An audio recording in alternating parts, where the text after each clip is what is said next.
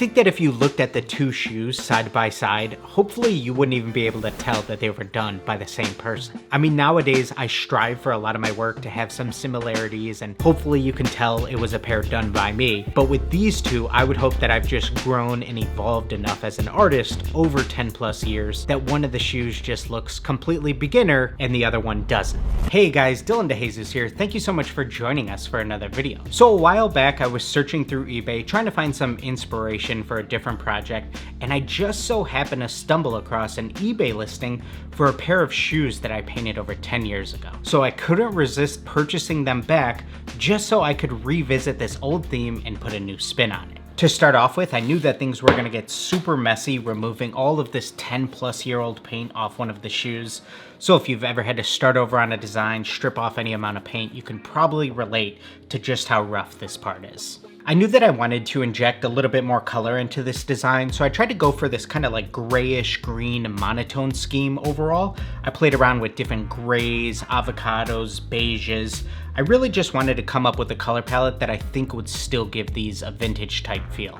With the initial design, there was something that really drew me into wanting to do the entire thing in black and white like the Bride of Frankenstein film, and with this go around, I knew that I couldn't quite do the same, and something that I just kept coming back to and what I was thinking about when thinking how am I going to try to show how I've evolved over time and how I have new skills is how can I almost incorporate elements into this new design that will almost make this shoe feel like a movie poster. When you do something like this, you really just can't help but look back at your past self and just feel really thankful for all of the tools, techniques, and tips that you have at your disposal now that you just didn't have back then. I think that it was really important for me to try to keep a lot of the heart and essence and essentially the bones from my initial design. So there was never a doubt that I wanted to incorporate the bride's flowing hair going directly behind the swoosh onto the quarter panels. I just needed to find a fresh new take on it. If this pair of shoes could tell any story, I think that it would be that classic 10,000 hours rule. I mean, if you're willing to put the time and effort and work into any craft, no matter what it is, you're bound to get better at it. As I was working with this stencil, I really couldn't help but laugh at myself thinking how there's just no way I would have had the patience to do anything like this 10 years ago. I didn't even have access to a vinyl cutter at the time. I wouldn't have known how to stretch a stencil across this many panels. I just wouldn't have had the patience to do it. You know, the thing is, mistakes are gonna happen no matter how much experience you have. But the longer you've been doing something, the easier it is to fix them. And I think the best artists out there are actually the ones who have the easiest time hiding their mistakes. And when they do happen, it no longer feels like the world around you is collapsing because you know how you're going to overcome them. Something that's really evolved for me over time is the ability to mash together different elements. So taking this minimalistic bride illustration and blending that together with these very grungy, textured, stapled together panels and still creating one cohesive design. Once I was done with the bride illustration, I knew that on some of the other panels, I wanted to give them this stitched or stapled together type look, so I airbrushed in some various grunge textures right on top and then hit all of those panels with a vignette as well.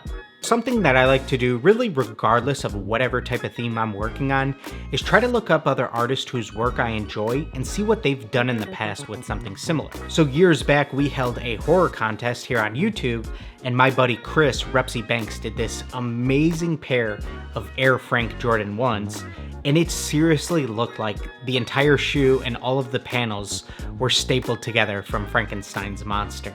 And I was so fascinated by that because with the original design, I wanted to do something similar with this stapled together look. I just had no idea how to do it, as you can see by these thick black lines. And so I was really excited to try to do that 10 years later with much more know-how now. For the staple effect, I started by airbrushing in some tiny little shadow dots right along the outside edges between any two connecting panels. And these right here are what's really gonna give it that 3D sunken in look.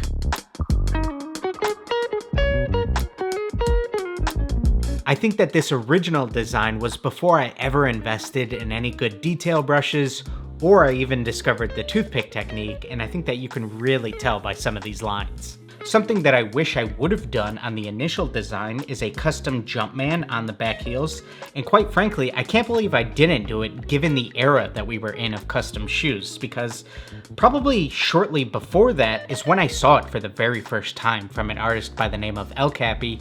He was working on a pair of Freddy Krueger themed Jordan 6s, and I'm telling you, when he posted a photo of the Freddy Jumpman, the internet went absolutely crazy, and that image right there is going to forever be burned into my brain.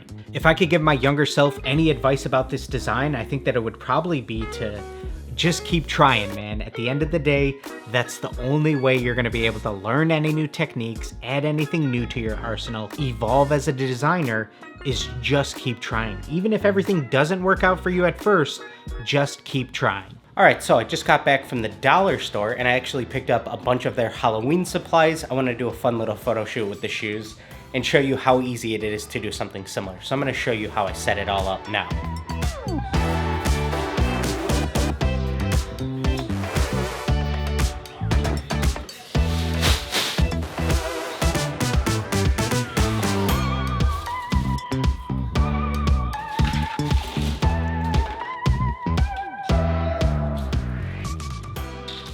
Alright, so I tried to create a fair bit of depth between our main subject being the shoes and everything else in the background and foreground here, and the reason for that is because obviously a lot of these items can look a little cheap, but the more distance you create between your subjects, the more of that bokeh and that blurred out look you're gonna get, and everything will still look really cool on camera at least. Just doing some final tweaks too as I look at the monitor, make sure I like how everything's positioned. I got a little fog machine here too that I'm going to set off in the background as well. This was a really fun project to tackle, and I'd love to hear from you guys if you've ever given any thought to revisiting any of your old themes, because I definitely do think it is worth a shot. So I just want to say thank you guys so much for watching and tuning in. Please go ahead and drop a like if you haven't already. Make sure you're subscribed, and now everybody get out there and just create.